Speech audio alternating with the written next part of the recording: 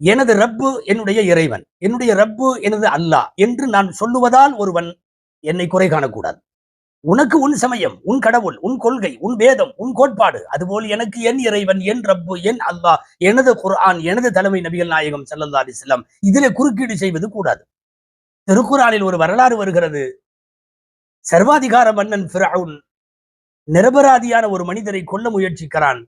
ஊரிலே தட்டி கேட்க வருகிற ஒரு நியாயவான் கேட்கிறார் ஒரு வார்த்தை. அந்த வார்த்தை குர்ஆனிலே இருக்கிறது. அதக்துலூன ரஜுலன் அன் யகூல ரப்பி அல்லாஹ், என் ரப்பு, என் ரட்சகன் அல்லாஹ் என்று சொல்லுவதற்காக நீங்கள் ஒரு மனிதனை கொல்வீர்களா? இந்த கேள்வி வரலாற்று காலத்தில் அன்று முதல் இன்றைக்கு வரையும் நிலைத்திருக்கிறது. இன்றைய இந்தியாவிலும் கேட்கப்பட வேண்டிய கேள்வி அது. என் ரப்பு அல்லாஹ் என்று சொல்லுவதனால் என்னை நீங்கள் அடிப்பீர்களா, கொல்வீர்களா, தாக்குவீர்களா, வன்மம் செலுத்துவீர்களா, ஒருதலை பட்சமாக நடந்து கொள்வீர்களா? நான் செய்த தவறு என்ன? என் ரப்பு அல்லாஹ் என்று சொல்லுவது.